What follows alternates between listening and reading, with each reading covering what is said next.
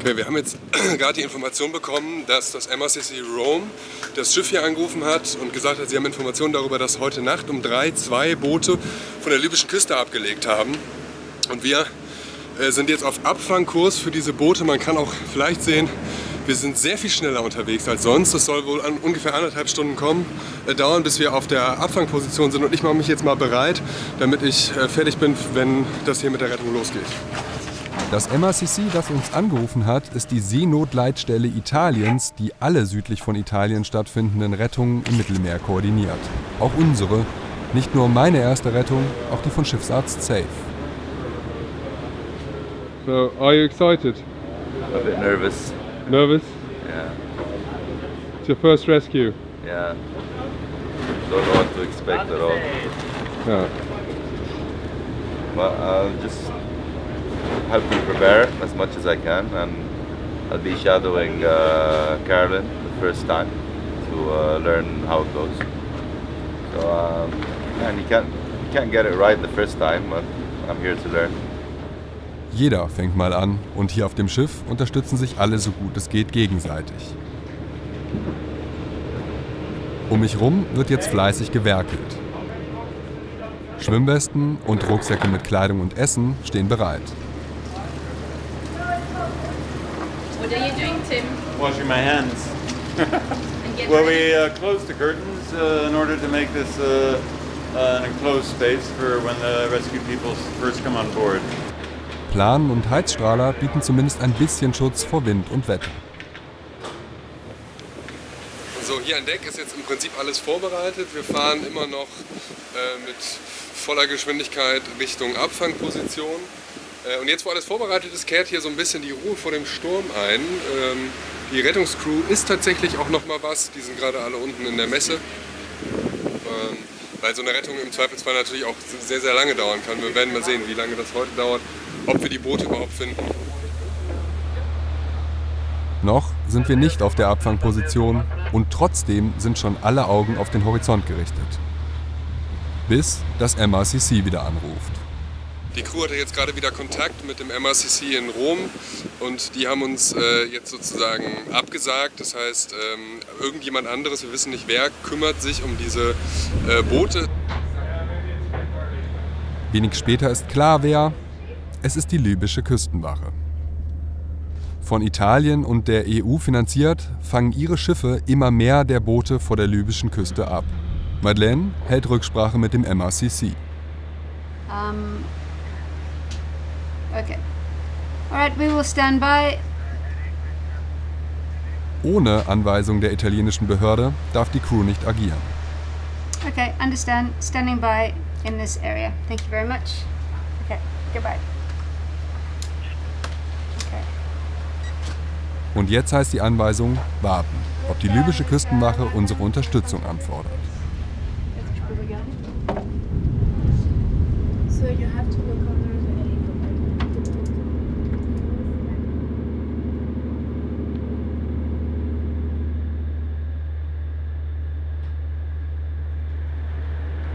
You seem to be a bit frustrated. No. Huh? I mean, we're on standby, so we're ready.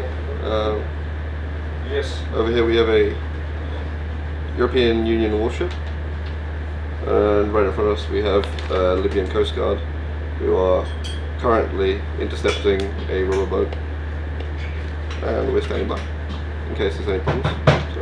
So.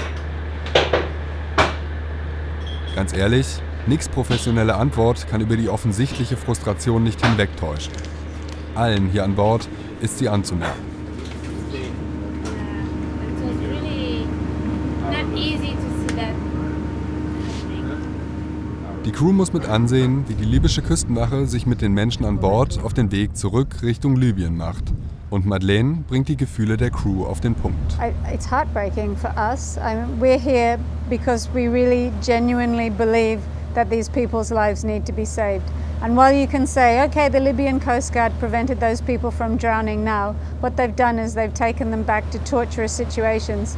The situations that people are facing in detention in Libya are not something that any of us could possibly condone. It's cruel and inhumane what people are being exposed to in Libya, and we are entirely opposed to people being returned to Libyan shores. Zurück in die Hölle, statt in einen sicheren Hafen, wie es das internationale Seerecht eigentlich vorschreibt. Libya has not signed the binding human rights conventions, and therefore no port in Libya can be considered a port of safety. Kurze Zeit später meldet sich das MRCC wieder. Understood. Yes. Okay. Thank you very much, and we will proceed in that direction and stand by for more information. Thank you. Have a good afternoon. Goodbye. We've now been asked to proceed west to do a transfer from CI and CFOX. They have 50 people on board, and they don't transit with people on board. So the Dishoti, the Coast Guard vessel, is going to go and pick those people up and bring them closer to us.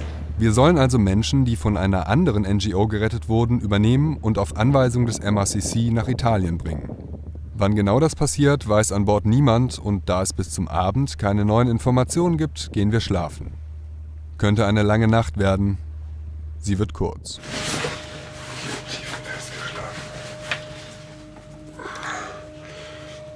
Es ist jetzt mitten in der Nacht. Ich habe ehrlich gesagt auch keine Ahnung, wie viel Uhr. Es ist jetzt 2:19 Uhr und wir haben gerade erfahren, dass wir jetzt in ungefähr 20 Minuten einen Transfer von Leuten, die schon gerettet wurden, von der italienischen Küstenwache auf dieses Schiff bekommen.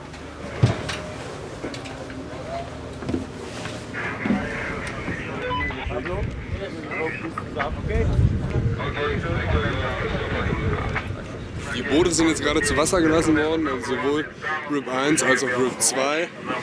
Und wir werden jetzt gleich in die Boote einsteigen und dann mit den Booten zum Küstenwachenschiff fahren, dort die Leute übernehmen und dann hier zurück shutteln. Jetzt geht es also tatsächlich los. Slowly. Good. Right to the back, please. Walk down there.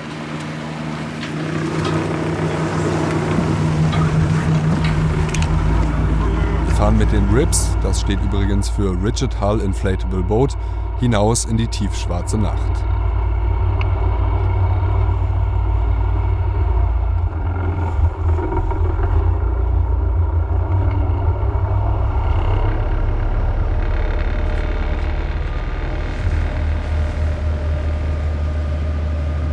Wären die Schiffe nicht so hell erleuchtet, ich würde sofort die Orientierung verlieren.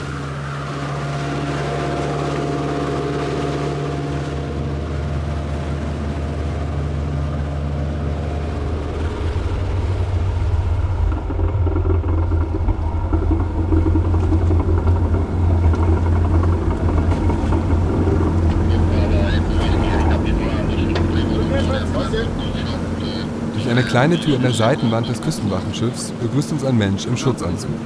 Nicht gerade einladend, aber vielleicht ja Vorschrift. Scheinbar haben hier alle einen an. Hier wird wohl jeder vor jedem geschützt. Die Menschen wirken, als wüssten sie auch nicht so recht, was mit ihnen geschieht. Dann geht es auch schon wieder zurück zu Aquarius.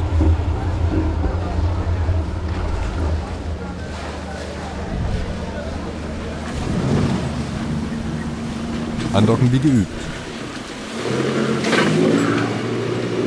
Und wieder runter vom Boot.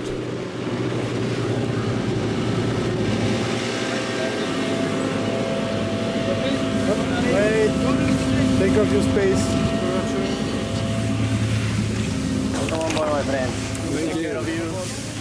Erster Schritt an Bord, die Schwimmwesten müssen runter, die will die Küstenwache wieder haben. Dann für jeden der gleiche Prozess und der beginnt mit einer herzlichen Begrüßung. How are you? I'm fine. How are you feeling? I'm very fine. Welcome on the boat. Okay? You'll be fine. Man merkt, dem Team ist es wichtig, die Menschen würdevoll zu behandeln. Aber es steckt auch noch mehr dahinter.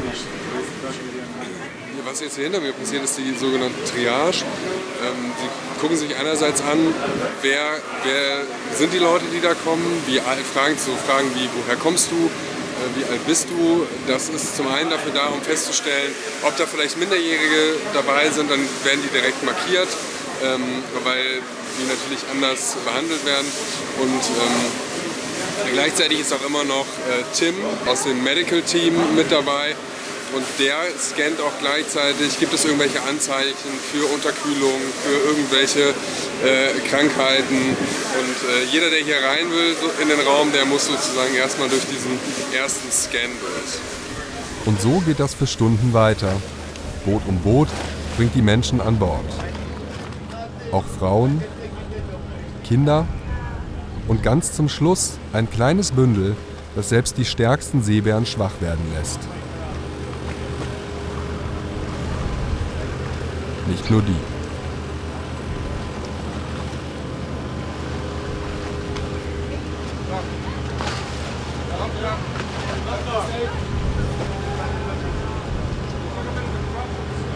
Am Ende des Transfers sind 248 Menschen sicher an Bord der Aquarius. Für uns und die Crew beginnt der Tag dann aber erst richtig.